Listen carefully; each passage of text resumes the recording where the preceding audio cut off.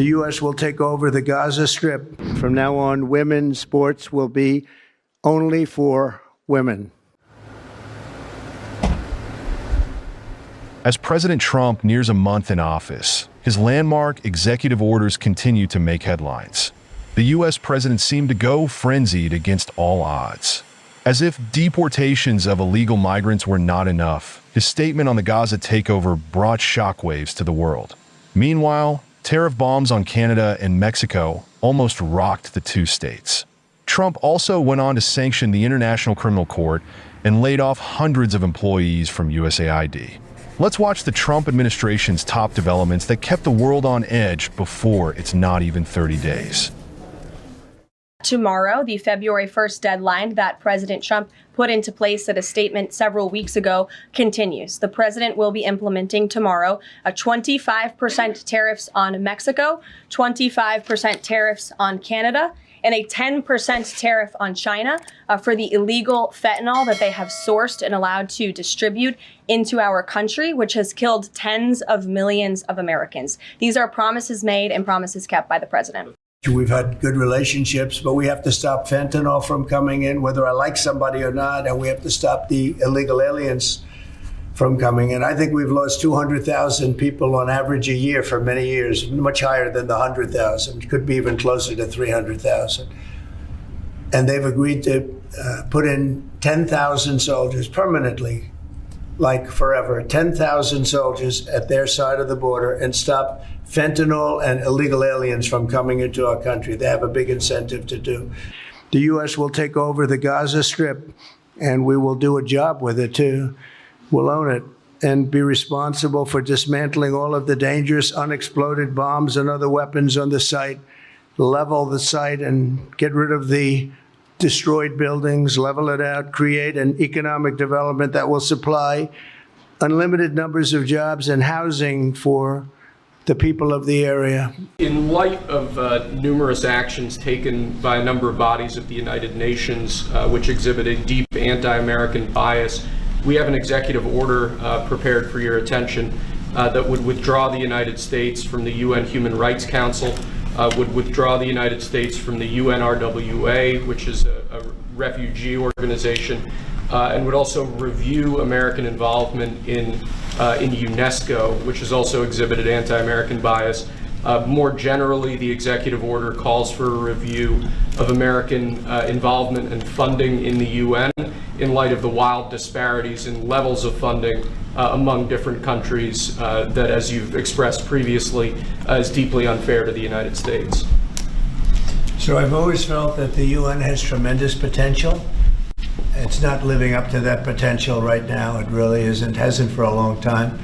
It has, there are great hopes for it, but it's not being well run, to be honest, and they're not doing the job. A lot of these conflicts that we're working on should be settled, or at least we should have some help in settling them. We never seem to get help. That should be the primary purpose of the UN, the United Nations. And again, it's got great potential, and based on the potential, we'll continue to go along with it, but they got to get their act together.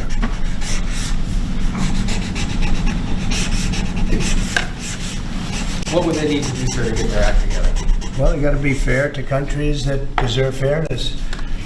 They have some countries, as you know, that are outliers, that are very bad, and they're being almost preferred as countries to those that do their job and are doing a good job, and they have to really, they're going to end up losing, a lot of countries are going to end up losing their credibility like other organizations, and then they're going to be nothing. The potential of the United Nations, and not everybody agrees with me on this, the potential of the United Nations is fantastic if properly run. So we'll see what happens. How much money are you willing to take away from that? Well, we're taking away a little bit, but we're not looking to take away money. This is so important that we're really, as you know, the United Nations is largely funded by us. But, and it shouldn't be, it should be funded by everybody, but we're disproportionate, as we always seem to be. But it's something that if it ever lived up to the potential, in 10 minutes it would make up the difference. That's the kind of power it could have. Right now it doesn't have that power.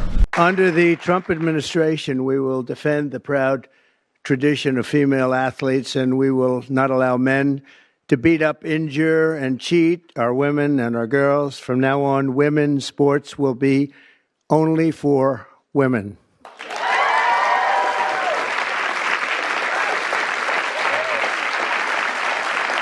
Female athletes have been forced onto the front lines, and men claiming to be girls have stolen more than 3,500 victories. That's a lot.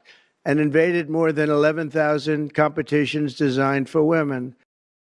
U.S. government ships can now use the Panama Canal for free. That was according to the State Department on February 5th. It said the agreement would save the U.S. government millions in fees each year.